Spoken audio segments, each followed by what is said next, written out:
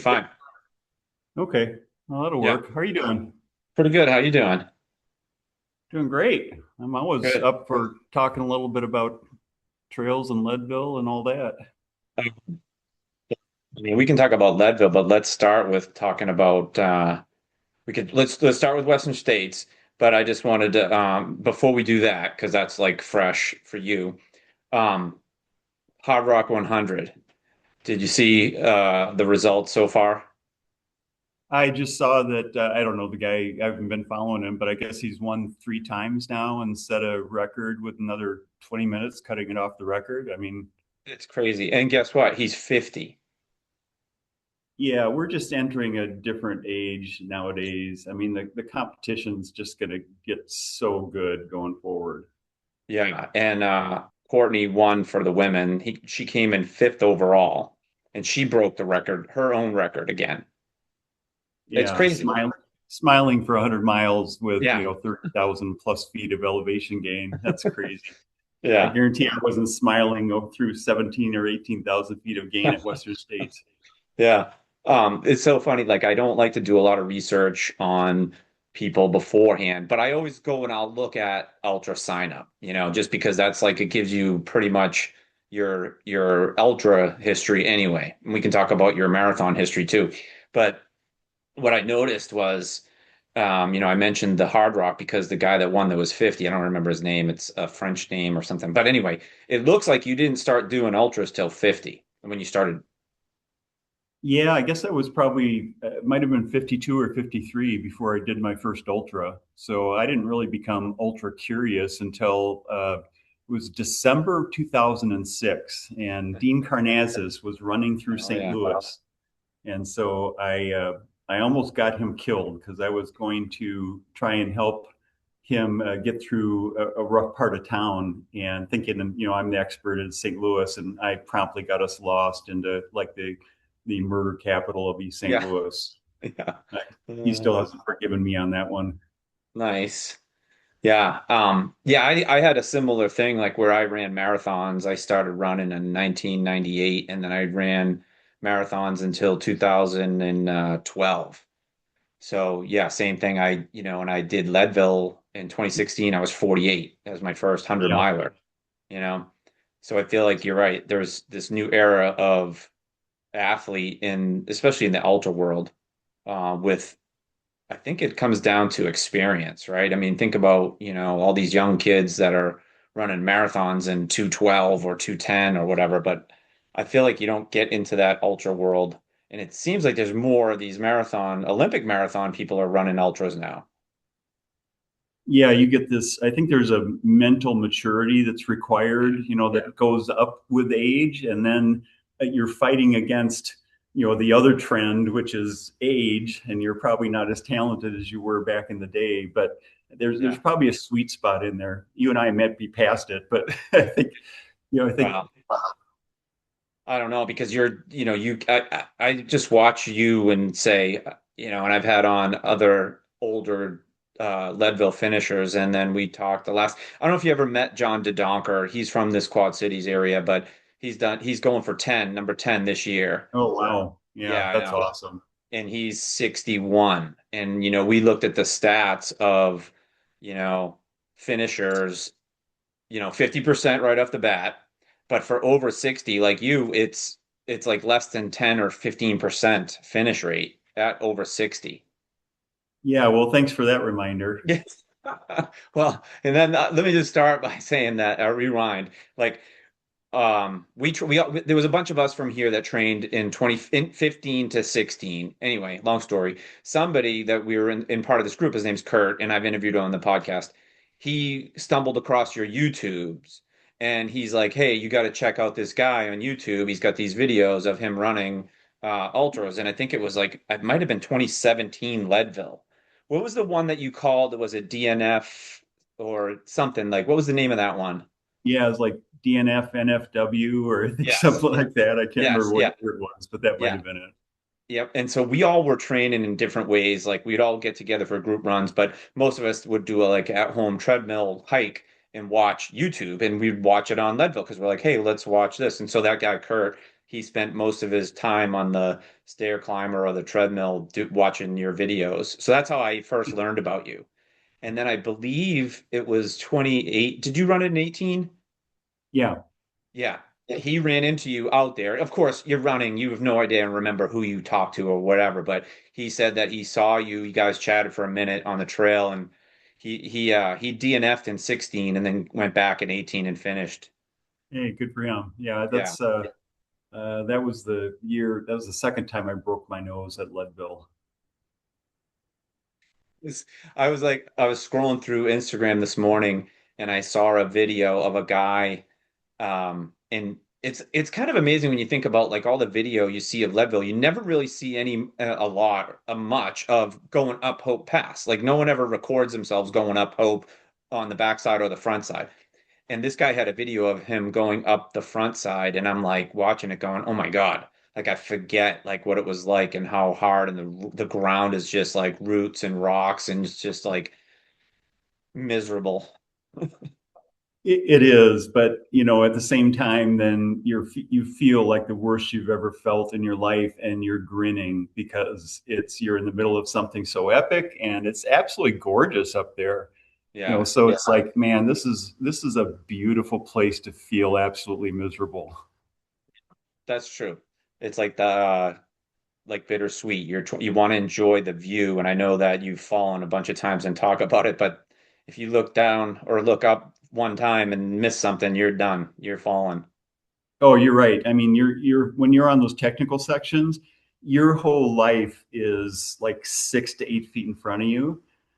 But also, kind of that's living, being on the edge like that is it's really cool. But you're right, you can't take in the beauty. That's why carrying like a camera where you're not looking, you're letting the camera do it, and you can go look at it later is kind of cool.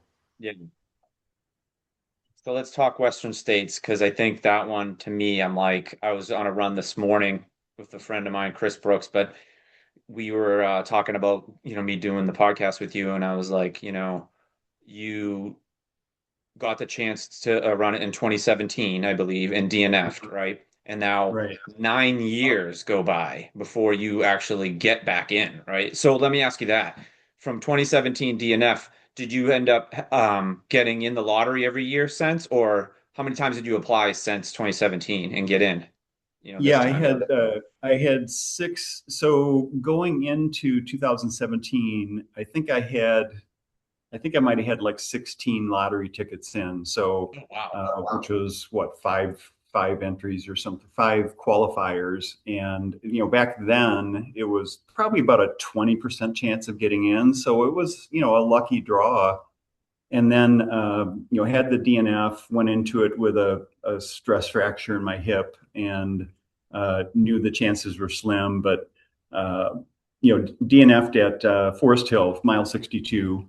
So I got 100K in, but not the 100. And then I had six qualifying races that were comprised of Leadville and I think Hennepin 100 and Tunnel Hill. Yep. And then had about a 10% chance of getting selected with 32 entries. And I was actually in the middle of a trail marathon close to where I live in St. Louis.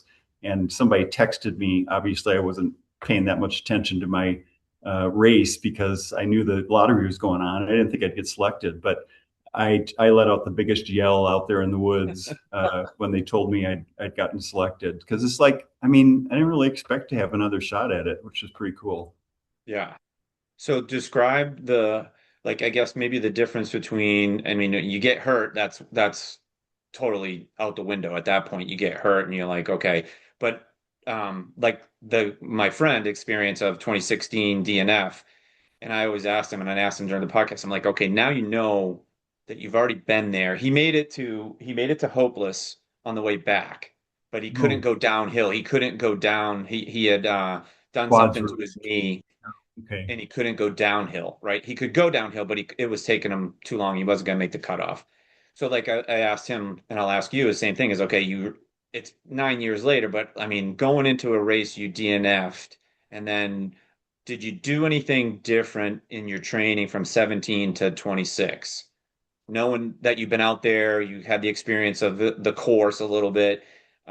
You got a coach. That's the other thing I think a lot of people that are listening maybe should be looking into is I feel like everyone I talk to that gets a coach does something amazing. Yeah, so I did a lot different in training in large part because the first time around I really couldn't train. I started out the year knowing I'd gotten into Western States back in 2017, and I did like 300 hard miles in January, and that was the start of it was too much. I pushed it beyond my limits. There's people that can do that, but hard miles I couldn't do it, and a couple months later, continuing to push hard, I tore a hip labrum, and at that point, apparently had developed a stress fracture in my iliac crest, so the back side of the hip. And then I had to couldn't run Boston that year, and really couldn't do any training until like early June. So I had literally, like 2 weeks of training for the Western States previous time, and it's just too tough a course to try and fake it. So this time around, you know, older, 9 years older, I don't have the physical capabilities that I had back 9 years ago. But I did have some great coaching who really helped me to, I think, train smarter and to approach the race a whole lot smarter. So probably not as much high mileage, more smart training than I'm used to doing, because I like doing high miles and I like doing really long, 8 Yeah. hour, 10-hour runs. And Yeah. and he kind of said, no, you're not going to do that. So I guess and then like Leadville, they'll let you defer if you're hurt, right? Like, I mean, I think you can defer 1 year. Did you ever even consider deferring, or did they not have that option? Back in 2017, you didn't. So it Oh, was, use it or lose it. So okay. you're in, and I got into the race before the injury took place. And Yep. back then it was, if you drop out, you lose all your tickets and you got to start from zero. Nowadays they've changed that a little bit, which I think is really good, because it's not good for anybody to have people that were like in my situation and injured, but you're really thinking this is kind of your only shot. So go out there and roll the Yeah. dice and see what happens. Yeah. What about from like that experience from 17 to now? What about your crew and pacers and all that? Like, did you have that stuff all dialed in 17? It just because you were hurt? And did you do anything different this year in 26 with your crew and pacers? Pretty much the same, although I had I got Pacer Dan, my good friend of 30 plus years, who's run a bunch of marathons and has paced me at, I think, almost every one of my Leadville finishes. And he was out there in 17. He came out again this year.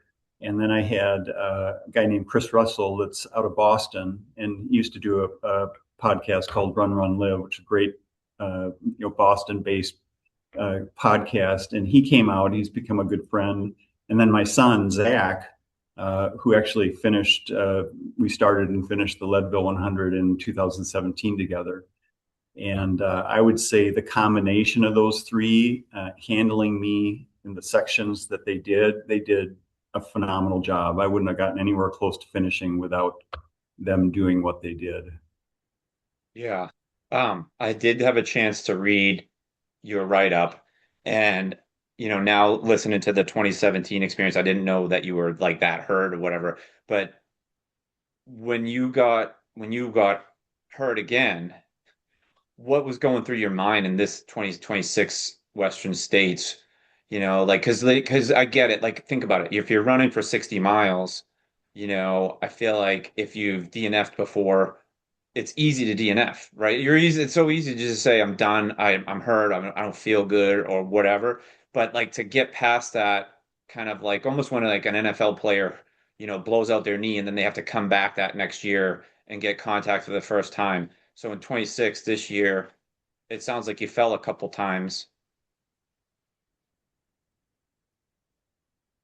Yeah. So back in 2017 when I DNF the first time around, that was the first DNF I'd ever had in any race. Oh, okay. And so it was, in some ways, it was certainly disappointing, because I always look back at that point where I pulled the plug at mile 62 and wondered, okay, I didn't know the rest of the course at that point. And if I'd had better knowledge of it, that most of it was downhill, should I have gone? Would I have created, some type of debilitating injury that I could never come back from again? So overall, I think it was probably the right decision.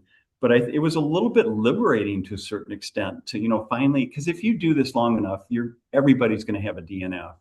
Yeah. So it was good to realize that there's life after DNF. It's not the end of the world. Yeah. And so coming into this one, it was I had confidence is not the right word, but I felt a lot more comfortable. I wasn't anxious. I realized that I'm coming in well trained and I'm going to do the best I can. I think I've got a good race strategy, and whatever happens, because something's going to go wrong. It always Yeah. does. Right. And a lot of it in 100 miles is how do you handle it? Yeah. And the falls that I had along the way, they're not my first falls, Right. and you survive most of those. The fourth one where I cracked a rib was certainly the thing that I was hoping wouldn't happen, but you just manage it. And it I guess the difference between the two was this time I felt I knew the course better. I felt like I was better trained, and had a good plan. And if I worked the plan and solved the problems, that there might be a shot at finishing under 30 hours. Didn't realize Yeah. it'd come that close. Yeah. It's funny you just said it though. I had on Mike Wardian. Do you know Mike Wardian? Yeah, yeah, Oh man. So when I had him on, we were talking about the same kind of thing. And he's like, look, ultra running or running ultras is literally like problem solving, right? You're basically trying to solve problems the whole entire way. Like, when you're out there, and even if you're in between aid stations and something goes, it's all up to you. There's no one out there coming out there to rescue you, to help you, tie your shoe or whatever.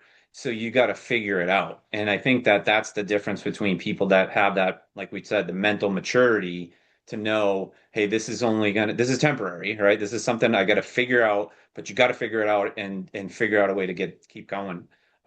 Which I feel like that's like if somebody said, what's the key to running an ultra? I mean, yeah, you got to have the physical base, but mental training through problem solving under stress is probably like the biggest factor, I'd say. yeah. And it's 100 miles, so Yeah. it's Yeah. not like you're a 5K Right. where you don't have time to fix things. But I mean, almost anything that happens, other than maybe bone sticking out, you can pretty much work through it. Yeah, little duct tape, maybe some body glide or something, and some food. So that's what I want to switch to now is I kind of want to talk a little bit about, we started off by saying, this guy's 50 years old, he just won the Hard Rock, and that if you were to look at ultra running or even just running 25 years ago, to the say advancements in technology and shoes and clothing and all that. But I feel like the most game-changing thing that's happening in the last 5 years is the nutrition part of it. And I don't know what kind of nutrition plan and fueling plan you use, but I think people would like to know. I get asked that a lot too, and the new, I'll call it, I don't know if it's like a phase or whatever, but it's this whole how many grams of carbs per hour, where it used to be kind of like calories per hour. Now it's like, hey, 100 grams of carbs per hour. And how do you get it in and all that kind of stuff? What's your fueling strategy?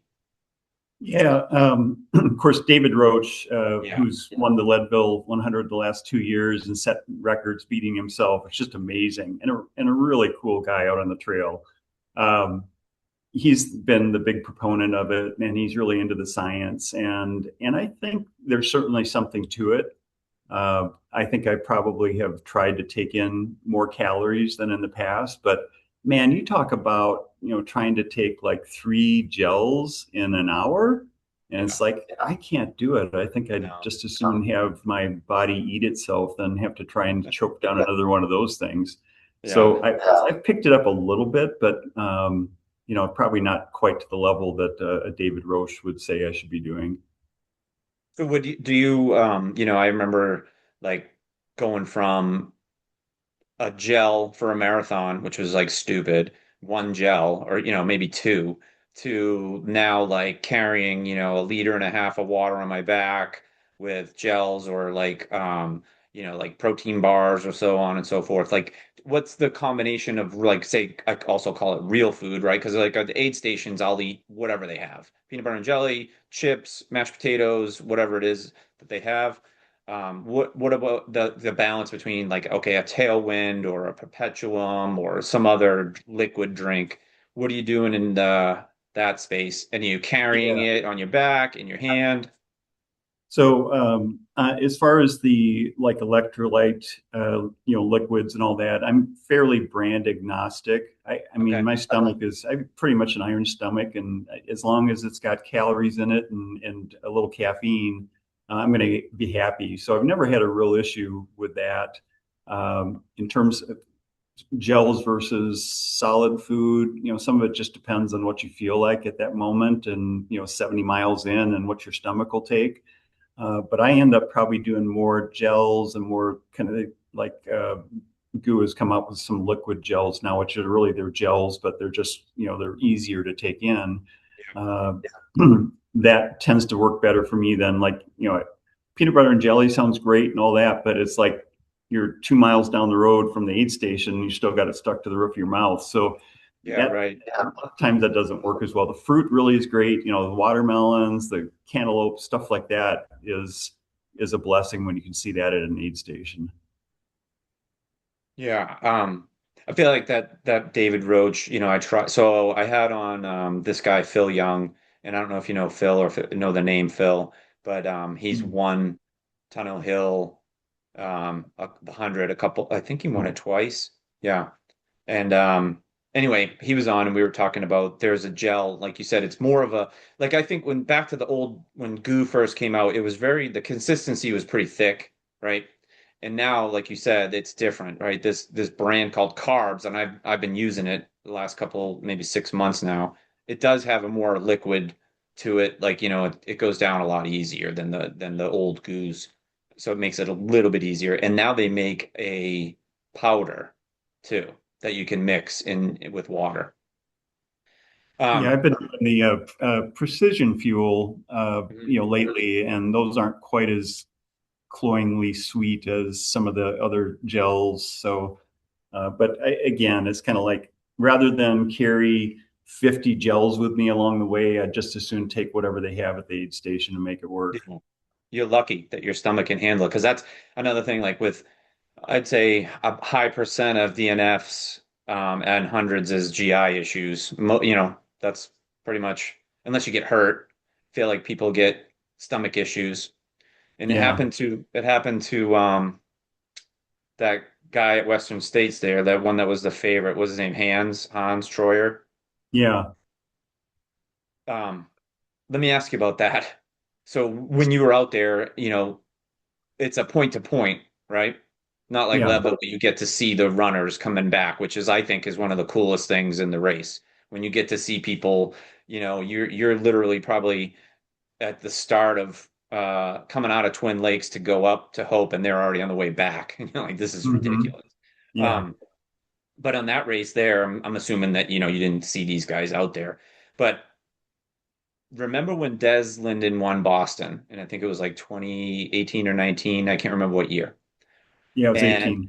18. So I had a friend out here, he was training for it, and we were training in the winter in Iowa. And kind of like being from the Midwest, the winter in Iowa can be pretty bad. It was windy and storms and all that. And I was like, hey man, this guy's name was Andy. I said, hey Andy, during these training runs, we got to run no matter what. Like you don't know what those conditions are going to be like in Boston on race day. And that's the way I've always done my training is, hey, run no matter what. And so we ran this 120 miler in like a blizzard with wind. And I mean, I had on ski goggles that froze. That's how bad it was, right? So he gets to the race and it's 40-mile-an-hour wind, rain in your face, headwind. And I think they ran it that year.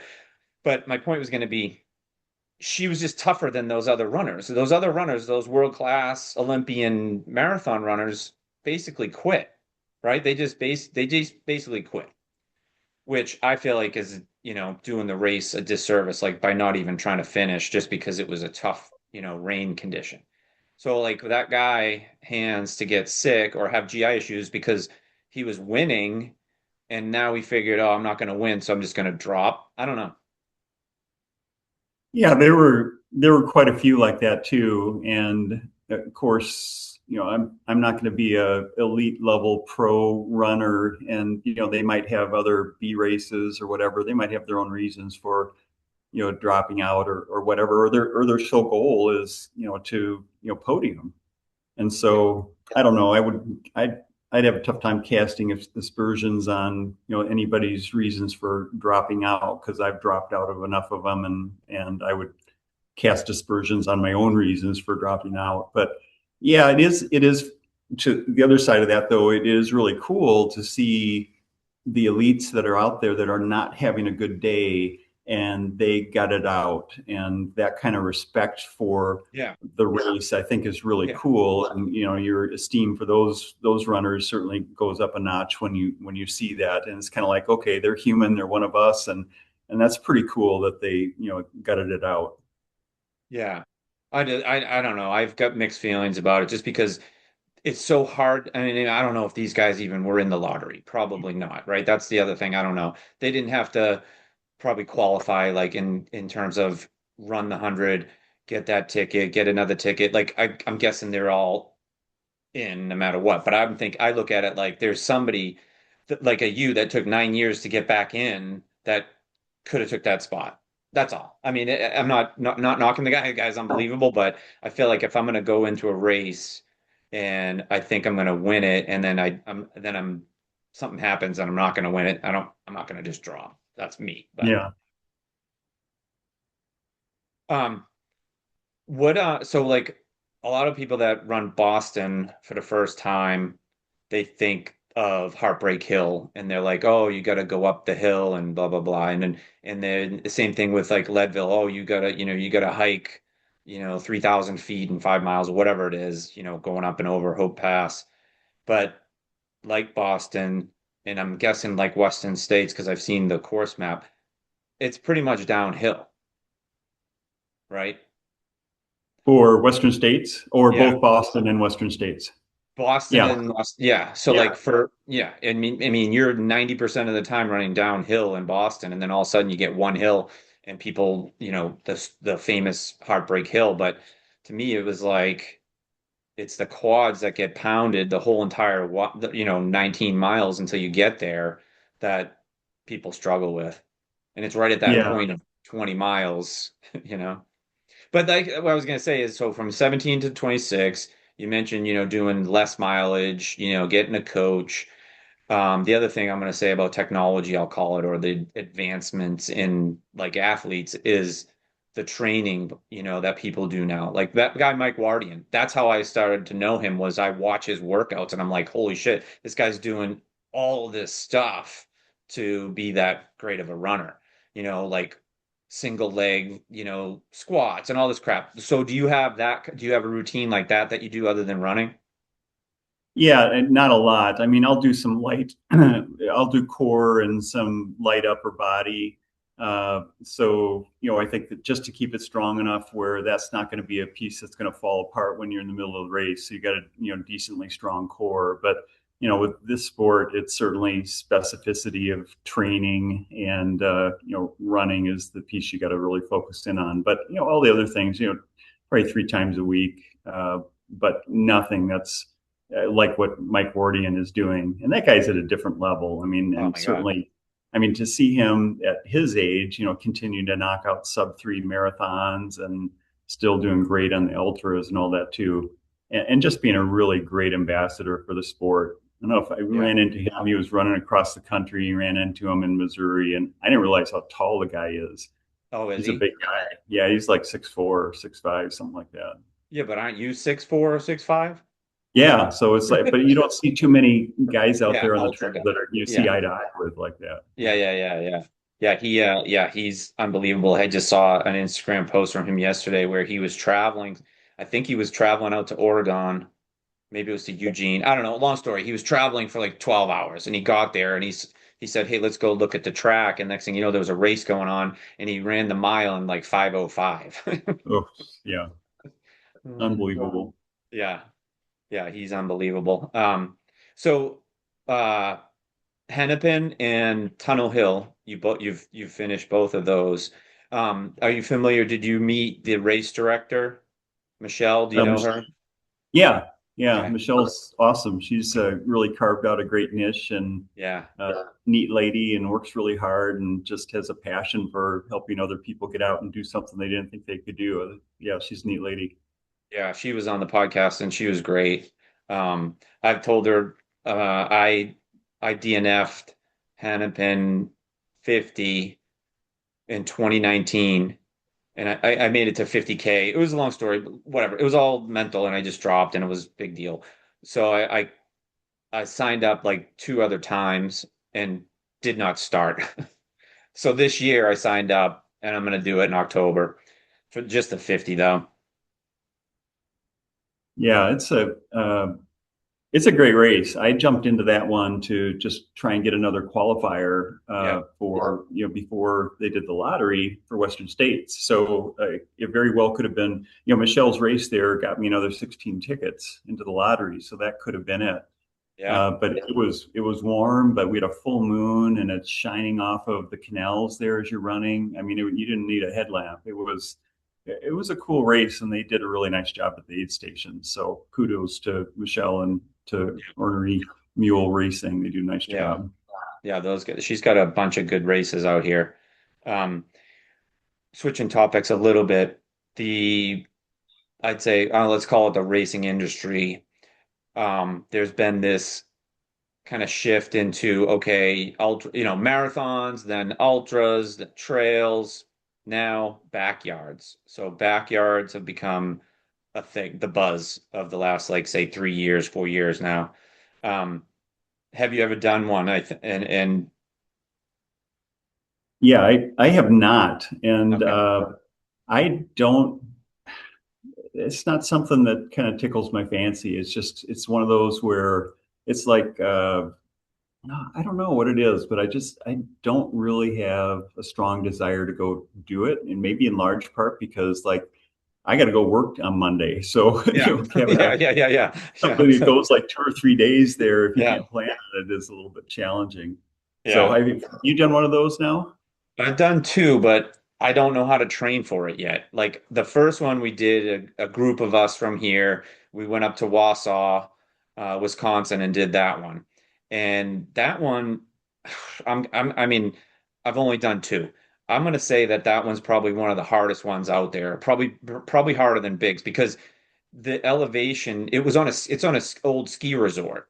So you're literally running up and down ski runs, and then Oh boy. there's probably no joke, there's probably only less than a half a mile of like flat running on it. So you're either going up or down in 4 mile loops.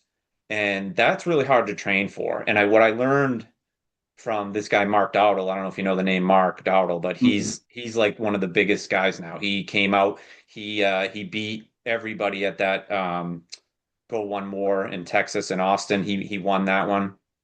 And he just battled Harvey Lewis. It came down to him and Harvey at that mid-state mile, Mm. which is a totally different format than the regular backyard. But I think that it's very, like you said, it's a different animal altogether. It'd be like going from, running 100-meter dash to a marathon. It's a totally different ball game. Yeah, I don't know why. It's just something that doesn't really interest me as much because I've done like a 24-hour endurance runs before, and maybe it's just mentally wanting to have that end point, whether it's 100 Yes. miles or the 24 Yep. hours. And I don't know. Maybe if I went and did it, I'd really get hooked on it. But uh, I don't know that I'll ever do one. Think you're right. You nailed it. That's my feeling was, okay, I'm not here to run 50 miles or 100 miles. I don't know how far I'm going to run. That to me was the hardest part was like that. There's no finish line. And that's what that guy Mark talks about. He's like, look, I don't go into it thinking I want to win the race. I go into it thinking how far I can keep going, as opposed to I only have to run 50 miles. Um, yeah, but they're everywhere now. There's Mhm. ones that are popping up everywhere. There's a couple that are coming up here locally that I'm gonna probably just try. But yeah, it's a totally different ball game. We've must have crossed paths. Obviously, 2016 Leadville, and then you've done Boston. I think you're from the Massachusetts area originally, aren't you? Yeah, Yeah, I am. and boy, I've had the opportunity to go to Boston a bunch of times now, and that still continues to be a really special experience. There is no city that embraces a race like Boston, and Yeah. I live in St. Louis now, and St. Louis, the Cardinals fans, whether you like Cardinals or Oh not, the yeah. fans are aficionados of baseball. They just Yes. understand it at a different level, and the Boston Marathon fans are like they understand the marathon, they understand the history of it, the importance of it to that city is just really a cool part to be a part of every year at on Patriots Day. Cool city. It is. And growing up, so growing up in like the 70s and Bill Rogers, and I had the chance to meet him a bunch of times. And I met him, it's funny, I didn't meet him in Boston. I met him here in Davenport, Iowa. There's a race coming up in a couple weeks called the Bix.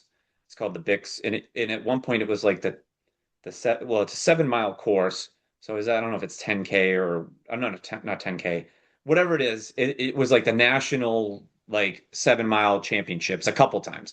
So you get the Kenyans is his money in it too. But Bill Rogers, so I moved from Boston area to the Quad Cities here in 2011 and driving around just checking things out, and I see there's statues of Bill Rogers and Joan Benoit, and I'm like, how in the world are they here? Like, you know what I mean? Because I'm grew up in Boston, and Yeah. Joan Benoit, I think it was her cousin was my gym teacher in high school. So I knew all of the history of so I'm like, how are they here in Davenport, Iowa? And there's a statue. So it's this race, the Bix, that they would come and run every year, and they've run it every year since. I think Bill maybe missed a couple years when he was sick or got had a Hmm. heart attack or whatever. But I had the chance to meet him last year and take some pictures with him. And like you said, you didn't know how, like, realize how tall Mike Wardian was. Bill Rogers is pretty short. Little guy, huh? Yeah. Yeah. Yeah, Yeah. One of our, Boston. Go ahead, sorry.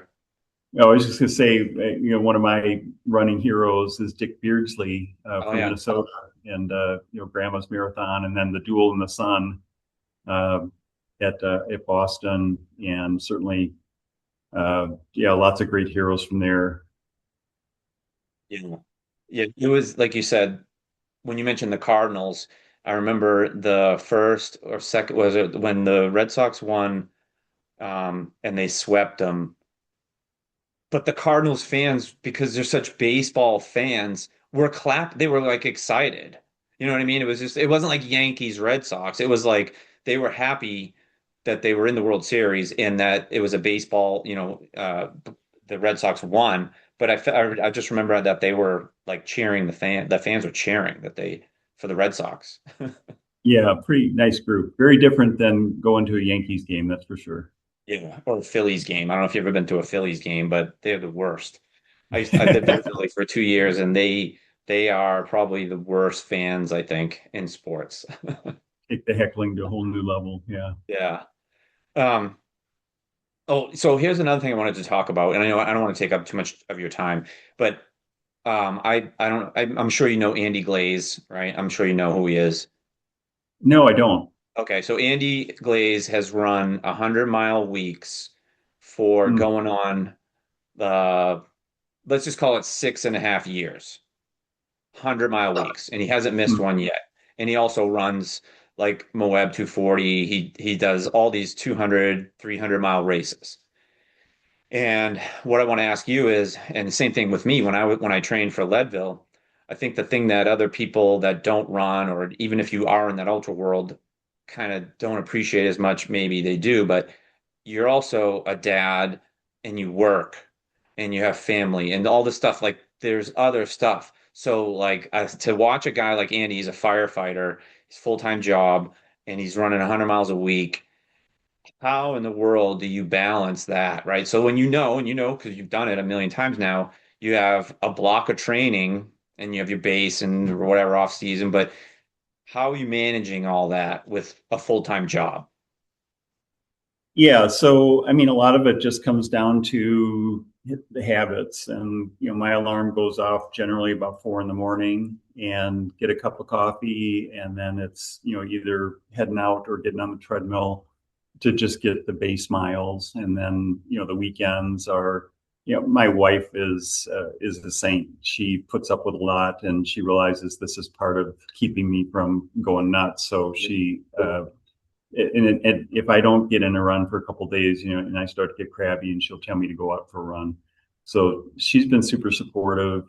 My kids are all grown out of the house, so it's a little bit easier to do today. But when they were home, again, it was you get up at 4 o'clock in the morning, get your run done, make them breakfast, get them to school. It's just you find a way to, if you really want it, you find a way to fit it in. Yeah. And work, I do a fair amount of travel, but they know a lot of times that, I'm not going to go out to dinner. I'm going to go out Yeah. and get my run in the evening or something like that. So it's just the discipline of saying you're going to do it and then making it happen. Yeah, it's kind of I don't know if it's like a badge of honor or not, but when like you're known at work as the crazy running guy, and I'm like, I don't know about crazy, but okay, I'm the running guy. You have an identity as like you're going to be the runner. Like you said, going out, traveling. That's the other part I think, in 2015 into 16 was I traveled a lot. Like I was on 32 trips that year, and I still had to do all the runs and all the cross training and all that kind of stuff. So to be able to balance it all, and not being a professional runner and sponsored or whatever, it's hard to do. It So is, but also, I would say, just to kind of riff on that a little yeah, bit, that our lives are not compartmentalized, and they all bleed over into the other sections of what we do and what we're made of with our families and work and all that. And I really come to realize, at least in my case, that I think the discipline of the running side and the mental benefits from there really bleed over into my work and make me better at what I do there, and working with my team and pushing through the tough times with all that. And the people I work with at work and the discipline that's required there actually help me on my running side too. So I don't think they have to be, one versus the other. yep. It's find a way to make it all work and make it all better. Yeah, no, I totally agree. And I mean, I worked for John Deere for almost 17 years, and I started like running groups within the company that, didn't exist before. I coached a bunch of people that wanted to get into running. And I think that's the other part about, I don't know, I was with this guy, Chris Brooks, this morning, and we were just talking after the run, and he started doing high rocks. He's 55. He's going to do a high rocks event in Dallas. And, he was like, we saw a couple people in there working out, and he said something like, "Gee, that person looks like a high rocks athlete." And I was like, well, there was that saying of, how do you know someone does CrossFit?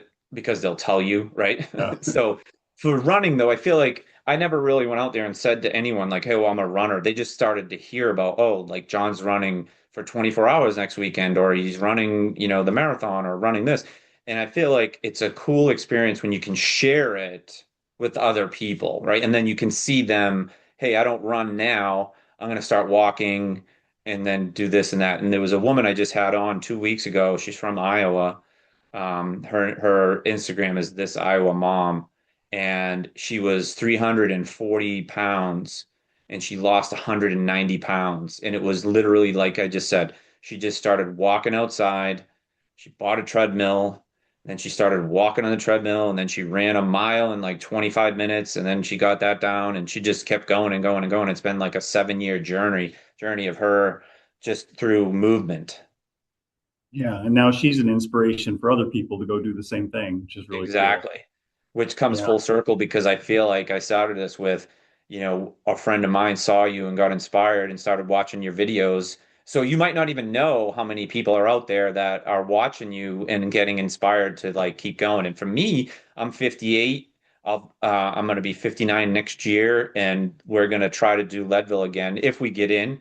And this guy Kurt that DNF'd in 16 and did it in 18, he's 100% doing it no matter what. So we're probably going to do it either if we get in the lottery, great, but we're probably going to do it with the charity. He ran for charity in 2018, and it was that Leadville Foundation, I think.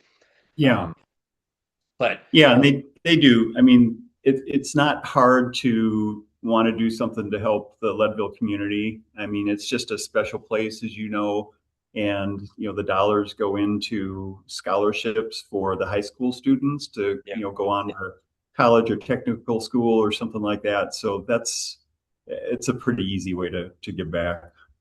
So we're going to 100% be in it. So we've already started, and I think that Hennepin 50 is going to be like the kickoff of going into the winter and then heading into the 2027 to try Great. to do Leadville. And I'm scared. I'm scared to death. I remember someone asked me like, would you ever do it again? And I was like, I don't know. I mean, I feel like I'm one and done. It was 2016. It's almost, it's 10 years later. I'm like, I don't know. I know how hard it is to train, and I know how hard the race is, and I know the odds are going down as you get older. But then I look at a guy like you, and I'm like, well, or a guy like the Donker and this other guy, John Byrne. That's another guy, John Byrne. He said he met you out on the trail at Leadville one time. Um, I've ridden to him a couple weeks ago. But so you're a well-known guy out there. I don't know if you know that, but Yeah, well, good for you for putting it on your schedule for next year. I mean, because that's a worthy goal, and a really good one has equal parts of what you just talked about. Abject fear, but then the excitement, and both of those things are needed to make you do the work to get ready for it. But you're coming at it now with a different level of maturity. You know what you're getting into. You know the work you have to do, and you know you can do it. So. Uh, yeah, that'd be great. I'd love to see you out there again next year. I'm signed up for this year again. I've got 8 finishes at Leadville, and I am desperately wanting to get 2 more so that I can get the Mhm. 1,000 mile Yeah, hubcap yeah, yeah, buckle. yeah. Yeah, that have you hit I think when I was looking, I didn't really look at your times too much, but have you ever done a sub 25? No, no. Okay. My best time I think is like a 28:02. And I think there's if you're not going to finish under 25 hours, it's like, Yeah. okay, yeah, you tend to coast in a little bit, I guess, to a certain extent, just to get under 30 hours. But yeah, I'm gonna always be a plus 28-hour guy, I think. Yeah. My days of being able to do a 25 or under are long past, but that's all right. It's, get my Yeah. money's worth, 30 hours. That's right. That's what I remember. I remember seeing somebody was talking about that in finance at Deere was saying something like, well, if you look at the economics of a 100 miler, you're making money versus running a local 7 mile race for $50, per mile. It pays off. Yeah, But the exactly. prices keep going up. I mean, I don't know what it costs now. What is it, 350, 250, 350? Yeah, it's a lot, but obviously it pales in comparison to, what's going to cost to stay there and to get there and to eat there and all that other stuff too. So, it's, Let me ask you a couple, like, ask you a couple Leadville specific questions and then a couple Boston ones. So, Boston, what do you get? How many? 15, 18? How many finishes? I've got 18 finishes yeah. So I had 9, and then in 2017 I had the busted hip and I couldn't run that year. And now I've got another 9. So this next year will be coming up on 10. And I've been able to qualify every year since 2006, but just barely, and by the grace of the Boston folks on giving you more time as you get older. So that's been another part that has been motivating, just to kind of keep getting out there. And I like doing the road races too. So that, if you were to ask me, what do you like better, trail or road? It's really both. And Boston is, again, one of those worthy goals to put the effort in to get back to each year. This guy, Kurt, who I was talking about earlier, 2 years ago, there's a Quad Cities Marathon. It's a great run event. Joe Marino, this guy has been running it since the beginning. But anyway, him and this other guy, Austin, who finished Leadville in 2022, and I paced him. Um, they wanted to qualify for Boston. And so that whole training year, I just dropped. Like we would always, there's probably like 5 or 6 of us that would get together for at least the long runs, but maybe some midweek runs. And we had a pretty good group going. But when they were training for the marathon, I was just like, I can't run 7 minute miles anymore. Or I don't want to yet. And anyway, they're training to qualify, and he ends up running a three. I think his time was 3:25, and he ran like 3:18. But it was the year, like a week before the race, when they changed the times. Remember, they changed them?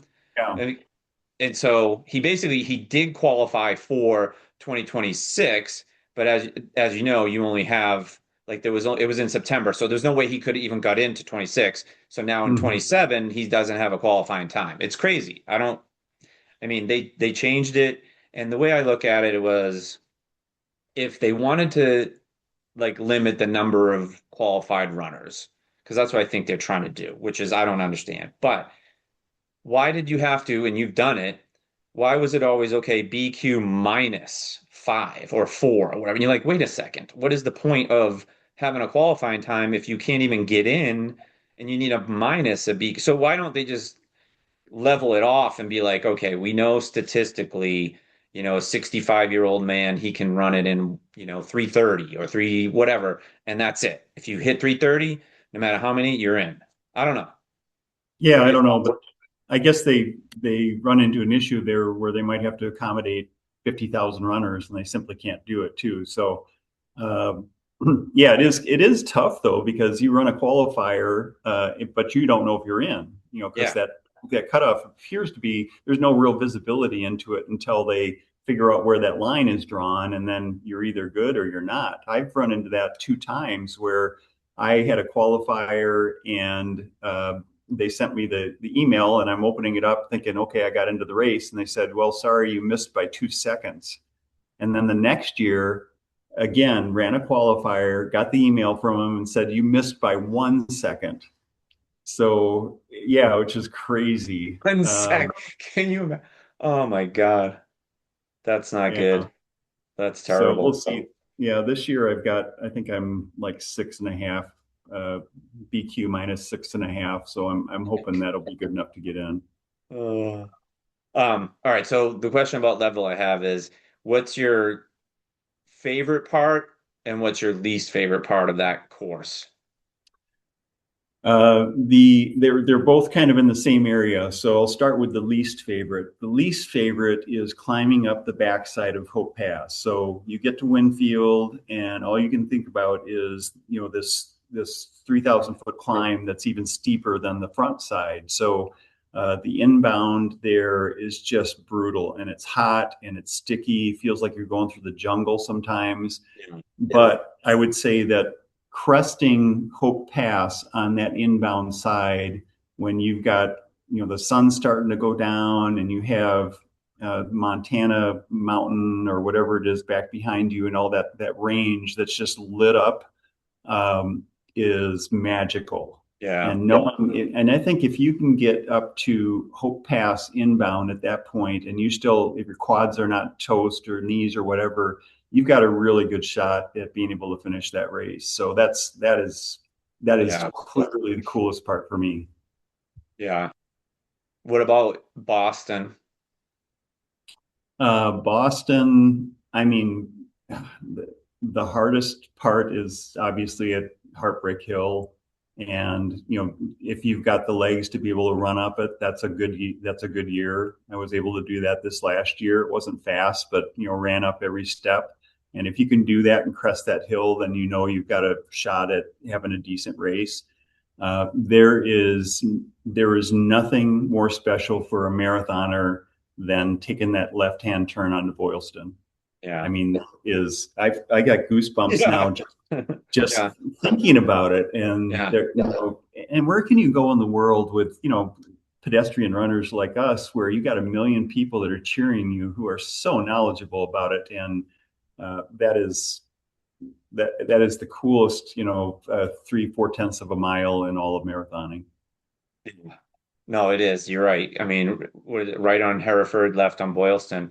Um, yeah, you're right about the knowledge, right? Like Boston fans, because it's so funny. I've seen so many stupid clips like on social media where they'll be like, "Hey, I'm running a marathon. Oh, how many miles is that?"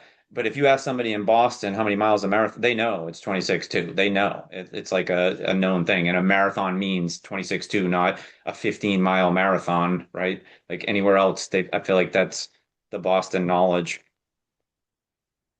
It's pretty cool also when you come in and there's a Red Sox game going on. You go Yeah, through, it's pretty we cool. I've been there. We've been there so many years, and it wasn't until last year that we went to one of the games, and that was a Yeah. blast. I mean, Fenway, what a classic stadium, and the fans are amazing. I mean, it was. I've really missed out. I need to plan on that every year from now on. But Patriots Day in Boston with the marathon, it's probably the nicest Boston people are all year. But they're super happy. You go into any bar, somebody's going to buy you a beer Yeah. after the race, and just it's a lot of fun. Yeah. If you have that jacket on after the race or even before, right? Like I know I'm pretty superstitious about races like marathons. I wouldn't buy any of the gear until after I finished, just whatever. Same thing with Leadville. I didn't buy anything Leadville until after I finished. Um, but when you go there logistically, what's tough, like what do you, I mean, you've run grandmas and then you've double grandma. How many times have you done double grandmas now? 14 times. So in 2017, did you know David Clark or do you know that name, David Clark? Yeah, I knew David from out in Leadville. Yep. Amazing story. Yeah, crazy. So I became really good friends with him through another friend of mine, Pat Miletich. Him and Pat connected because of the MMA thing, and Pat was a UFC Hall of Famer and blah blah blah. And him and David became pretty good friends through the addiction recovery, all that. And then I met him in 2016, and then we were friends for like until he passed away. Crazy bad situation, story, whatever. But Yeah. in 2017 he had asked me, and I think there was like four of us we were going to do Quad Boston, okay, for the Heron Project. So Chris Heron was a local basketball player, played for the Celtics, but drugs, addiction, all that. Anyway, so I trained for a Quad Boston. And we Mhm. go out there, meet David. We go to the Heron Project meetings and all that. And then what we were going to do is the day before the race, so Sunday, we were no, let me think. We started at the finish line and went no, started at the finish and went out to Hopkinton. That's what it was. And I think it was the day before. And we were just going to keep going and going. And then he was actually going to run on the fourth one, the real race. Okay. So we raised like $30,000 for the Heron Project. A lot of money. I had to do a lot of work to raise the money and do that, and I was happy to do it. But I fly out there, get to spend some time with my family, and we get out there and we're running, and it was one of those, April where it's 85 degrees and sunny. It was brutal. And the first leg, when we went out there to the start, we had said anyone can come and meet with us and run. So it took a long time. I mean, it was dark by the time we got out there, and the Mhm. police came and shut it down. And David Oh, was such a nice guy that he was like, "Look, we don't want to get the Heron Project in trouble. We don't want to cause any trouble for anybody. We're just not going to end up being able to run back to Boston because they said it wasn't safe." And I mean, I think whatever we were going to do it, we didn't do it though. But to hear you do how many double grandmas? 14? 14. Yeah, I've run grandmas every year since 2000. My wife and I got engaged in Duluth, so we like going up there, and we've got some college friends and all that. But I started in 2012 doing the double, not as a gimmick, but as a training run for Leadville. That was the first year I Yep. did Leadville. So it's like I need a 50-mile run in, and I still want to, keep my stretch or streak of running grandmas going. So got up about 3 in the morning and started at the finish line, ran up to the start, and then came back with all the marathoners. And first couple of years, nobody ever joined me, and then had a few trickle in. This last year, I didn't do it because I had Western States the following week. But I think there were over 20 doublers that were out there this year. So it looks like it's turning into a thing. Yeah, they don't mind, like what I was going to say about Boston is it's a point to point, which logistically, if you're not from Boston, it's tough. You're like, oh, I'm gonna stay downtown, and then you like find out you have to take a bus, and then you got to wait for 4 hours, and you're like, this is probably not the greatest logistic race Yeah. there is. Even being from there, it's hard to follow people along that course. Like, if you're gonna try to see you finish, you might as well just stay at the finish line the whole day, right? Right. Yeah. Um, so go ahead. No, go ahead. Oh, well, I was going to say about like logistics, and I was going to say the favorite part of Leadville, favorite part of Boston, and then the double grandmas thing. I feel like the social media in the last, say, 10 years, I'm guessing my question is going to be like, do you feel like it's grown because of social media? And I mean, like Um, ultras and doing crazy things. Like you see these guys, a guy today, I don't even know where he's from. I think he's starting today or Monday. He's going to do a 50K in all 50 states in 50 days. You yeah. know, it's like, geez. Yeah, I suspect it has. You know, I think it's fun I like watching a lot of people that I know that are out there doing races and see what they're up to and all that. So, uh, yeah, I think it certainly has. That's not how I got started with it. The marathon was always one that I just wanted to do, and I didn't get around to it till I was 39, at a point in life where I could carve out the time for the training. The ultra, though, I had never thought about until Dean Karnazes and running with him, and he asked me, it was back in 2006. He goes, "You ever thought about doing a 100 miler?" And it's like, no, that's crazy. Yeah. But then, his book, Ultra Marathon Man, and then the one about Leadville, Born to Run, those kind of sparked things for me. So it wasn't so much social media that got me into it. It was kind of the old school, paperback books. But yeah, I suspect there's a lot of people nowadays that see that and say, okay, that looks kind of cool, or maybe I could do that. And so I don't know that it's all bad. Yeah. Um, it depends why you're doing it. I like to post my races and all that kind of stuff just to keep my family and friends up to date on what I'm doing. But yeah, I suspect there's some other people that look at that and say, maybe I'll, sign up for that 5K or whatever. So Yeah. hopefully there's some residual benefit. One last question. And when I interviewed Mark Dowdle, he's the one that won all these backyards, and he's now like on the U.S. national team for backyards, and that was his goal. And I asked him about, money and sponsorship and all that kind of stuff. And, for me, I don't think Hoka or like any New Balance or, Brooks is going to say, "Hey, John, we want you to be our ambassador and we're going to pay you money to do this and blah, blah, blah. We're not going to sell more shoes because you're our ambassador." But in terms of the races, like if you look at Boston, now Boston, I mean, you can win $250,000 if set the course record, you win, and there's prize money in all these big marathons. And I'm not sure if there are races out there that I don't know, but there's not a lot of money in ultras like trails. But I feel like that's the next thing. It has to be. I mean, I feel like it has to be only because these sponsors, companies, they need that, I think, attraction and all that kind of stuff and publicity. And I feel like that's what I'm getting at is the social media part of it, where if you were to watch Boston, you can watch the whole race. But if you were going to try to go to Leadville and watch the whole race, because it's 100 miles, it's pretty hard to do. But now with drones and all this other stuff, I feel like it's going to gain more. Hey, we can watch the whole race now. Yeah. What are your thoughts on So money in races? I get in ultras. yeah, I don't know. I haven't thought about it a whole lot other than I think you're absolutely right. If it's not here already, it's coming. I think that these major races in Boston, has always had this panache of being the greatest marathons in the world.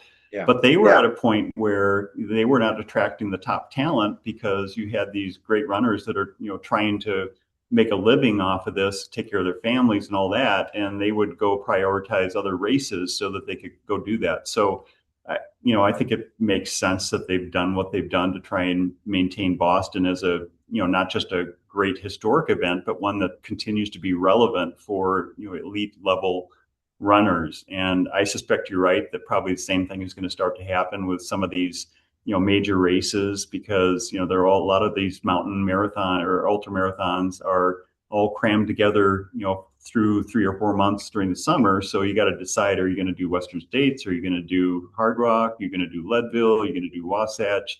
There aren't a lot of people at the elite level that are going to do all those. So they're, picking and choosing one of them. And if you got to choose between the one that's got the big prize or the one that doesn't, that might influence a decision. So I suspect you're right. I don't know what that's going to do to the sport, if it's Yeah. good or bad. It's just going to be different. I think as long as they allow people like you and me that are not ever going to be at the front of the field, but have our own challenges that we want to face and demons we want to face, and are allowed to get out there and be on the same course with our heroes. I hope that it doesn't get to the point where they don't allow that. That would be a real shame, but I don't see that happening anytime real soon. Yeah. Yeah, that one, that's the thing. I think that it could be good, it could be bad, right? I mean, who knows? But I feel like it's going to happen eventually. I mean, there's prize money in these local races around here now, and this Bix race that's coming up, there's prize money. I think it's like $15,000. So if you're a fast 7 mile runner and this thing's all hills, it's probably one of the most brutal 7 mile courses in the world. I mean, it's insane how bad it is, but they're coming for the money. I think they Yeah. paid top 10 maybe. Um, yeah. There was another question I had. I just was going to ask you about it. I can't remember what it was. So you're in Leadville this year. I am, yeah. So I've had a rough go the past several years. I missed a year as I came down with COVID the week that we were out there to run the race.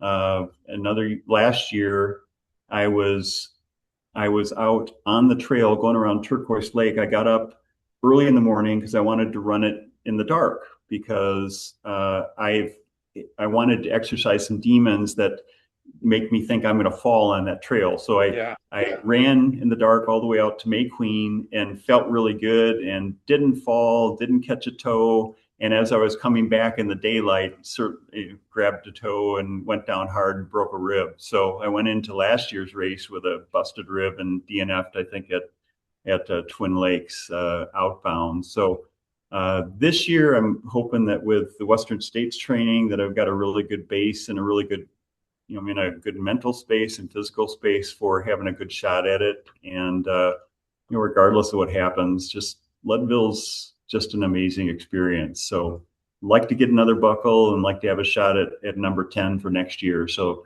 hopefully be out there in 27 with you in August of 27. Man, that 10-year buckle is like, I just remember seeing someone had one. You remember when they used to do the meeting in the gym Mm-hmm. and then they changed it to outside, which is fine. It's seems a little bit less intimate, I'll call it, right? Because in Yeah. that gym was like really intimate. You're in there and Ken is up there talking, and I mean, it was pretty cool. And you see all these guys wearing their either their 10-year buckle, and he'd point people out or whatever. And does I don't even know what it's like now. I think the last time I was there was 22. Um, like who's even running it now? Well, that's a good question. I mean, Ken and Mary Lee will certainly still make an appearance and probably say a few words. And, then Cole Klober was doing it for a while. Actually, the first year I ran, 2012, Ken was not there because he was attending, I think, his brother's funeral. And Cole, his Yep. son, took over and did the talk and did an amazing job. So, but I'm not sure who it's going to be this year. We'll find out.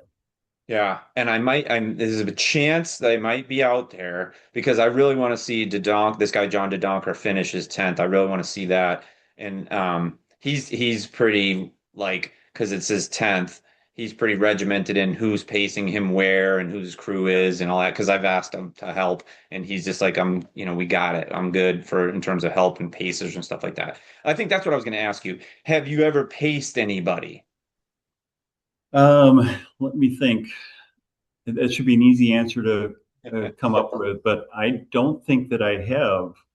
Um, I've gone out. There was a friend of mine that was trying to do an FKT on the Katy Trail that runs across Missouri, and I think I went out and did a section with him, and that's probably the only time I've done it. I would really, once I'm done with doing ultras, which hopefully is a long time, I would love to get out there and do some volunteer work or Yeah. do some pacing like that.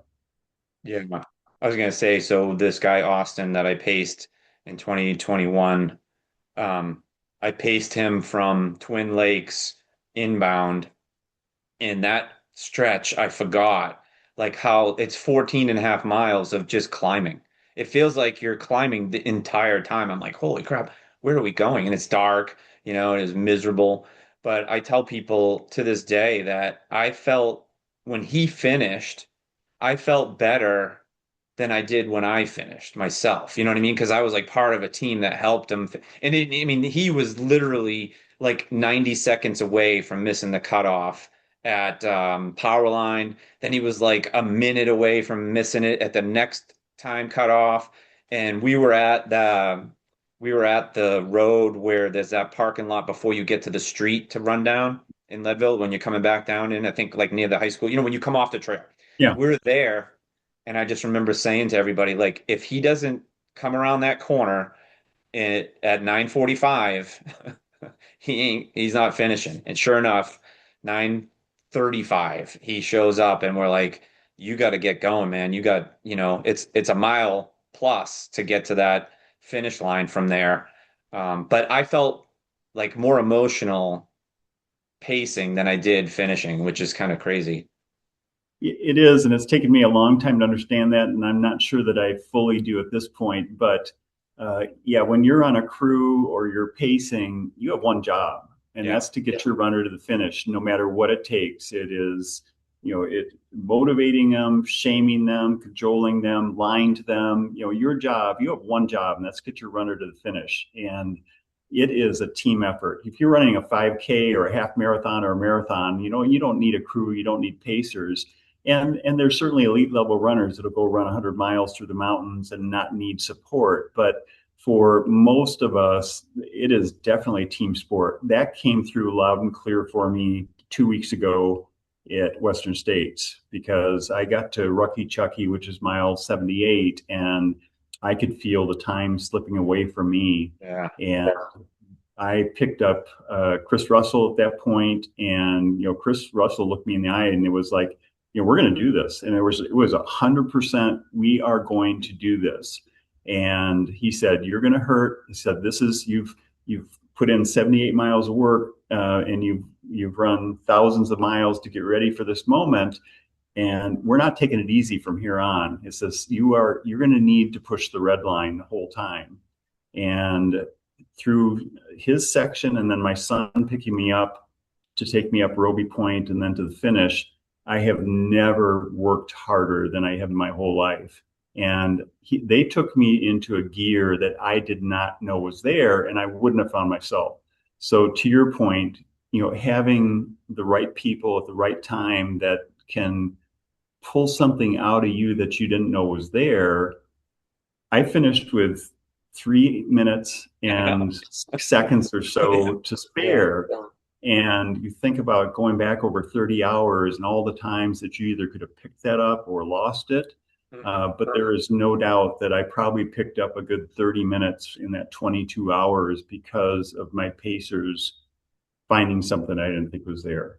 So it is, they have one job, and when you cross the finish line, it is not you. Yeah, you put in the work, you had to run the race, but and you know this, and I know this, that you wouldn't finish that race if you didn't have those people out there for 30 hours helping you get there.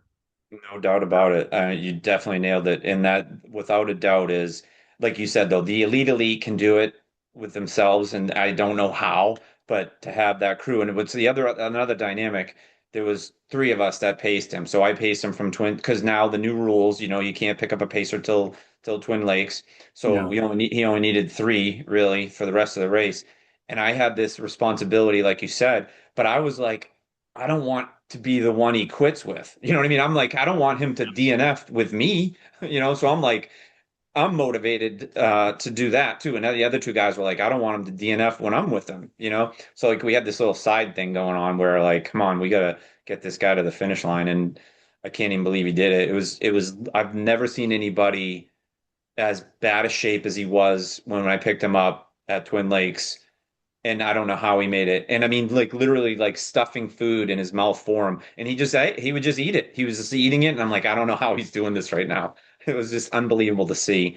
That I think is the core of like ultra running is when you can see people at the bottom of the barrel and come back.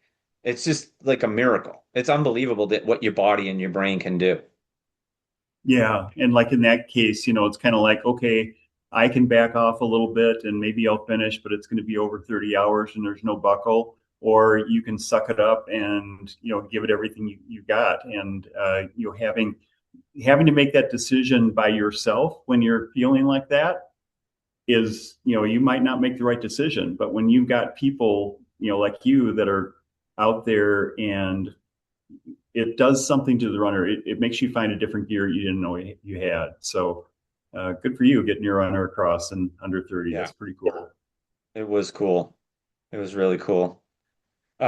What's so you got Leadville, and then your goal is Leadville next year, get the 10. And then what's your, is there anything different that you're going to do in the future? Like, is there any other race that you want to do that you didn't do? Anything like that? Yeah, I don't know. I'm kind of a creature of routine to a certain extent. Like I'll keep doing grandmas every year, probably do the double as long as I can. I've done Chicago every year since 2006, so that kind of takes care of the fall. I'll try and fit in, maybe a 100 miler. I don't know if I'll do Tunnel Hill or something like that.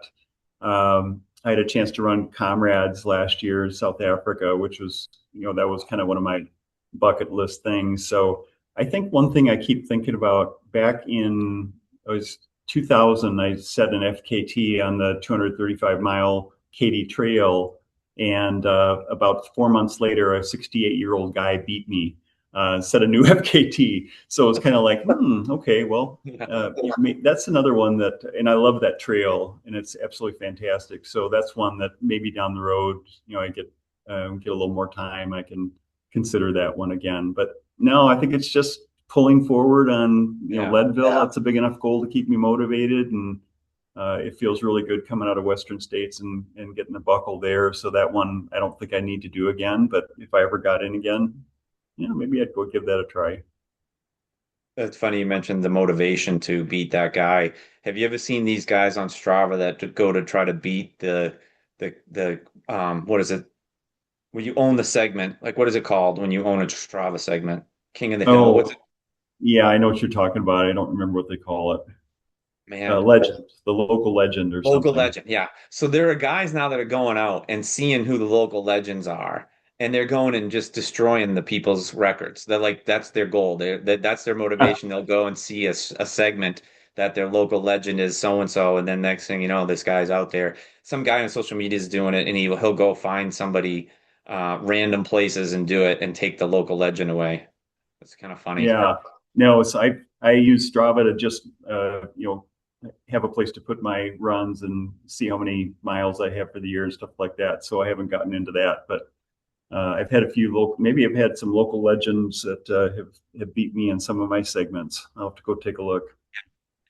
Speaking of the keeping time and on your Strava like miles, I don't even remember what year I joined Strava or like how like I think I got the remember the Garmin way back that was that big huge thing. It looked like a giant little calculator. It was like red and Yeah. gray. So that's the first Garmin I had. So that was like probably 2001, 2, somewhere in there, probably 2002 or 3 when they came out with the GPS. Because before that, it was just a Timex Ironman watch, and you'd have to go measure your miles, right? Um, but I looked my Strava. I think I'm over 12,000 miles on Strava, but I don't know what year I started. Hmm. But remember when you could go online and do it was like coolrunning.com. Yeah. There's been a few over the years that are now Yeah. defunct, I think. Yeah. Yeah, but when I lost that data, that was like, when I see people that have, I've run 100,000 miles, like Courtney, what's her name? Camille Herron. She's got every run she's ever done in a Hmm. spreadsheet, like years and years and years, hundreds of thousands of miles, like calculated out.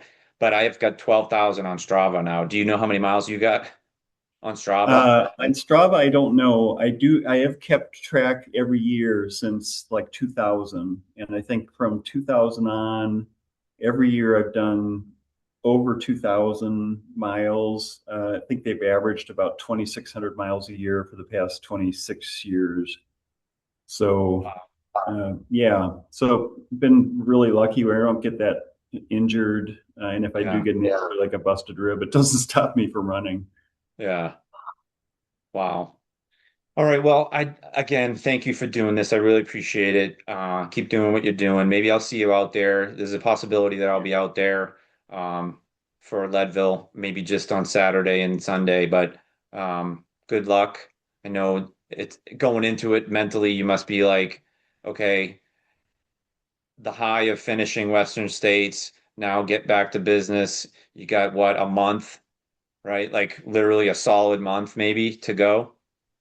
Yeah, and hopefully starting at a better spot. I mean, the last couple weeks have been pretty easy, and now this next week start to get serious again.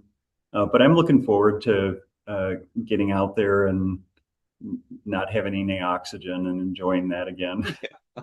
I know the question I forgot to ask, and I want to ask real quick. Just did you always have a coach, or was this the first time you had a coach? This is the first time I've had a coach, and I don't know. I'm pretty set in my ways. I'd run for a long time. I'd had enough, success, at least for me, feeling like I was getting a lot out of what I had the ability to get out of. Yep. But I did decide after, a couple DNFs at Leadville to say, okay, let's see if I can try a different way. So I, uh, I contacted Ian Sharman, and he's won Leadville 4 times. He's at a, Oh completely yeah, I different know. level, but he's super analytical. He does the science, and uh, I would say that, I wouldn't say butting heads is the right word, but he was trying to get me to do things different, which is what you Mhm. pay a coach to do, is Yeah. force you to make some changes. And it's really hard to say that it hasn't been effective with what I've been able to do. I set a half marathon PR at the age of 64. I was able to qualify at Boston this last year for Boston, and then finishing Western States. And so he's, I think, has been helpful for me to just think about doing things differently, not so much harder, just different. Yeah. Yeah, like I know that guy John DeDonker hired a coach, and he had he hired at one point a nutritionist and all that. The point is, like you said, you get stuck kind of like I know what I'm doing, I want Yeah. to do this. Um, the other thing I think that a coach can bring is that accountability. Like you said, like if you're on the trailer and you're out there by yourself, the decisions you make are all, hey, they're a little bit easier to just quit, I'd say, right? To give up versus if you're with a pacer, similar to the training, right? If you have somebody that's going to hold you accountable, like if I'm supposed to run 20 miles today at this pace and I'm out there and it's hot and I'm like, oh, I'm 18 in and I'm just going to like stop. And then your coach is going to be like, hey, you didn't do that, right? Like hold you accountable, I think is another piece that a really good coach can bring. Whereas if you're just doing everything on your own, you could just skip days if you wanted to, right? Yeah, yeah, I think there's some truth to that. That's not so much why I needed one, although Hmm. certainly that's a plus. I just needed somebody to give me a better approach to how I did a race rather than, going out hard and killing myself and then doing a zombie walk for the final 40 miles. And so he was very much, I love his philosophy. The thing I probably learned the most on is breaking your race into thirds. And the first third should feel way too easy. And the middle third should feel like about right. And then, it's time to put the hammer down at the end. But you can't put the hammer down at the end unless you have taken it really easy through the first third. So he just came out with a book called The Art of Ultra Running. Okay. And I just read through, I mean, just came out in the last couple of weeks. And it is it is a master class on how to physically and mentally approach the 100 milers. Highly recommended. Yeah, I'm gonna have to get it. What's it called again? The Art of Ultra Running. Okay. Hold on. There. I got it right there. Oh wow. Yeah. So Yeah, really, I met him out in Leadville when we were out there. Does he live out there? He must live near there or something. Or I feel like no, he's in he's in Oregon, Bend, oh, he's in Oregon. Oregon. Okay. Yeah. Okay. Yeah.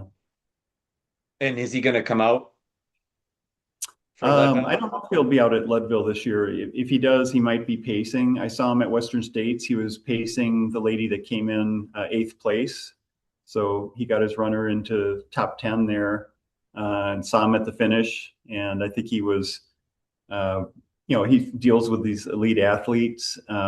I'm probably more his demographic going forward, people that get a little older and maybe they got some money to spend on a coach. And I think he took a lot of pride in being able to get me across the finish line at Western States, because that was a big job for him. Oh yeah. Yeah. No, that's awesome. I have so many million more questions, but I don't want to take up too much more of your time. So I really appreciate you doing this. It was nice to Yeah. meet you. Maybe I'll see you out there. Good luck for the rest of this training period. And good luck at number 9. Hey, John, thanks very much. I enjoyed talking to you. Our paths have crossed enough where, we have some similar backgrounds, and it's always fun to talk trail running and talk Leadville. And hopefully we'll have a chance to either see you out there in August this year or run side by side a little Yeah, bit, next year. 27. All right, sounds good. Okay. Good luck Thank to you, you. buddy. All All right, right. thanks a Thanks. lot. See ya. You bet. See ya.